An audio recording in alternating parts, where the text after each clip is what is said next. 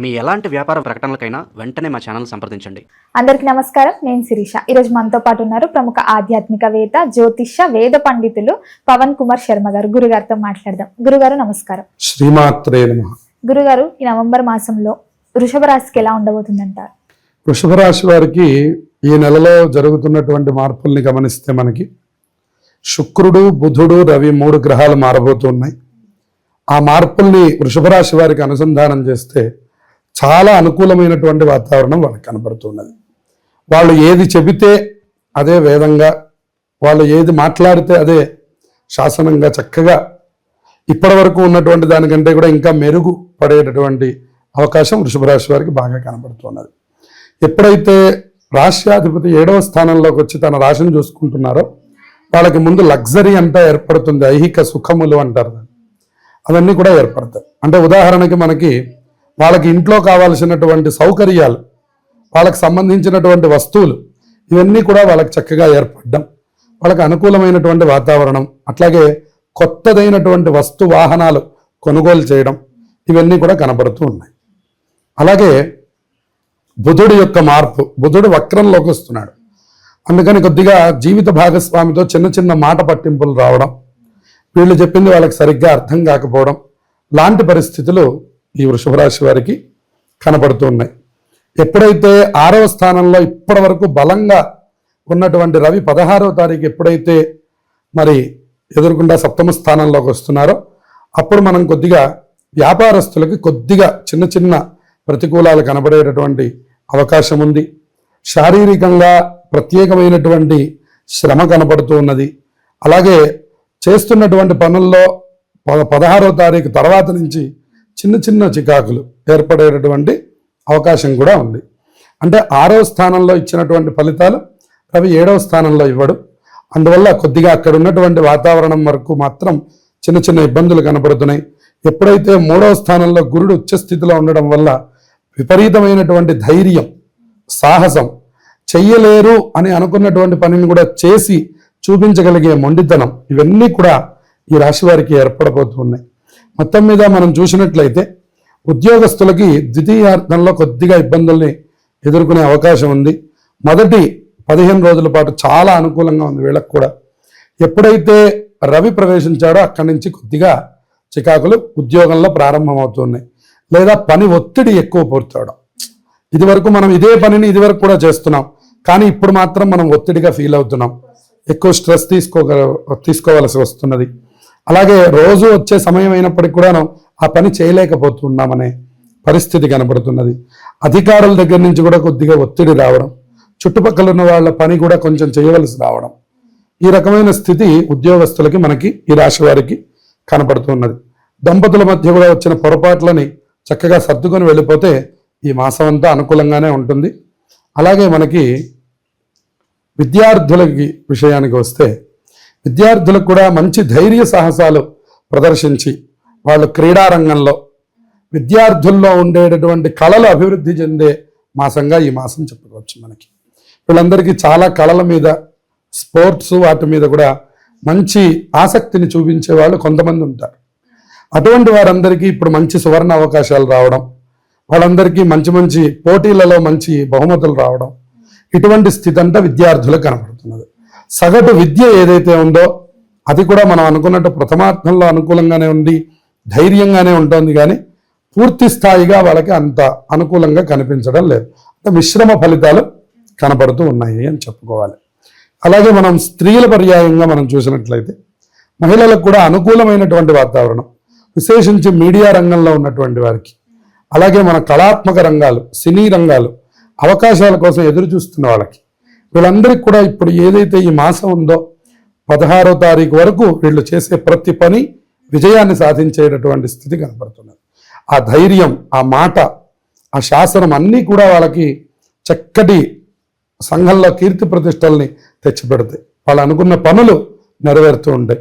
ఎప్పటిదాకానో కాదు అని అనుకున్న పని కూడా అనుకోకుండా పూర్తవడం, అది వీళ్ళకి ఆశ్చర్యాన్ని కలిగించడం, అలాగే సంతానపరంగా ఆనందాన్ని పొందగలగడం, కుటుంబ వాతావరణంలో అనుకూలం, అన్ని విధాల వృషభ రాశి వారికి అనుకూలం తెలుస్తుంది. అలాగే గురుగారు, అందరికీ ఉండేది సహజంగా సొంతింటి కళ. సో గృహయోగం ఉందంటారా ఎవరికైనా? గృహయోగం చాలా పుష్కలంగా ఉంది వృషభ రాశి వారికి. ఇందాక మనం చెప్పుకున్నట్లుగా ధైర్య సాహసాలకి బాగా ఎక్కువ ఉండేటటువంటి కాలంగా ఇది కనపడుతున్నది. వాళ్ళు ఏ పని చేస్తున్నప్పటికి కూడాను ఆ పనిలో ధైర్యాన్ని ప్రకటిస్తుంటారు. చక్కగా ఏ పనైనా మొండిగా పూర్తి చేయగలమనే దృఢ సంకల్పంతో వాళ్ళు ముందుకు వెళతారు. ప్రస్తుతం ఉన్న గ్రహస్థితి కూడా యోగాన్ని సూచిస్తున్నది. ఆ విధంగా ఈ రాశి వారికి ప్రస్తుత కాలం అనుకూలమే. అది కూడా మనం వీలైనంత ప్రథమార్థంలో మొదటి 15 రోజుల్లో కనుక నిర్ణయం తీసుకుంటే మంచి ఫలితాలు వస్తాయి. అలాగే గురుగారు, ఈ వృషభ రాశి వారికి ఇంకా అనుకూలంగా ఉండాలంటే ఏ దైవాన్ని పూజించమంటారు, ఎలాంటి పరిహారాలు చేయమంటారు? వృషభ రాశి వారికి ఆదివారం నియమాలు పాటించడం, సూర్య స్తోత్రములు చదువుకోవడం, పొద్దున్నే బయటికి వెళ్ళేటప్పుడు కూడా ఒక సూర్య నమస్కారం చేసుకోవడం వల్ల ఉద్యోగ ఒత్తిడి తగ్గుతుంది. అలాగే కుటుంబ వాతావరణంలో కూడా అనుకూలమైనటువంటి పరిస్థితులు నెలకొంటాయి. సూర్య స్తోత్రం వల్ల సమస్త శుభాలు పొందుతాయి. నవంబర్ నెలంతా కూడా ఆధ్యాత్మికమైనటువంటి మాసం కింద చెప్పాలి. ఎందుకంటే ఇందులోనే కార్తీక మాసం నడుస్తున్నది. ఇందులో అనేకమైనటువంటి పర్వదినాలు ఈ నవంబర్ నెలలో మనకి కనబడుతున్నాయి. అందులో మనం ముఖ్యంగా గమనిస్తే నవంబర్ 1వ తారీఖు కార్తీక శుద్ధ ఏకాదశి కనబడుతున్నది. దానికి మనం ఉత్థాన ఏకాదశి అని పిలుస్తారు.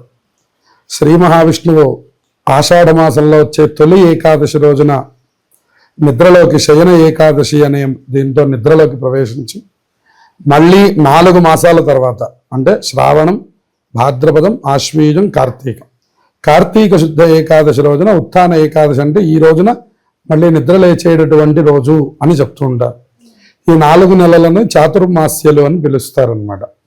అందుకని ఆషాఢ శుద్ధ ఏకాదశికి ఎంత ప్రాధాన్యత ఉన్నదో తొలి ఏకాదశి అంటాం మనం.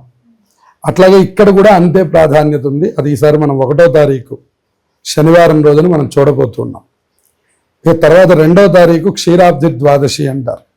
ఆ రోజున అందరూ తులసి పూజ చేయడం, క్షీరాబ్ది శయన వ్రతం అనేటటువంటి వ్రతాన్ని ఆచరించడం, అందరూ తులసి చెట్టు, ఉసిరి చెట్టు పెట్టుకొని అక్కడ 365 ఒత్తులు వెలిగించి ఆ తులసి పూజ చేయడం, తులసి దామోదరులని ఉసిరి చెట్టుకి కళ్యాణం చేస్తూ ఉంటారు. తులసి కళ్యాణము అని. అటువంటి కళ్యాణం చేసేటటువంటి రోజు 2వ తారీఖు మనకు కనపడుతున్నది. ఆ తర్వాత మనకి 5వ తారీఖు పౌర్ణమి కనపడుతున్నది, బుధవారం. 5వ తారీఖున పౌర్ణమాస్య రావడం అనేటువంటిది చాలా విశేషంగా ఈసారి బుధవారం వస్తున్నది. సంఖ్యాపరంగా చూసినా కూడా 5వ తారీఖు చాలా గొప్ప సంఖ్యగా మనకు కనపడుతున్నది. పౌర్ణమి రోజున కూడా చాలా విశేషమైనటువంటి క్రతువులు ఆచరిస్తారు మన వాళ్ళు. తెల్లవారుజామునే స్నానం చేయడం, దేవాలయానికి వెళ్ళడం, దీపాలు వెలిగించుకోవడం, ఆ దీపాలతో పాటు కొన్ని దీపములు దానం చేయడం, దీపదానములు చేస్తూ ఉంటారు.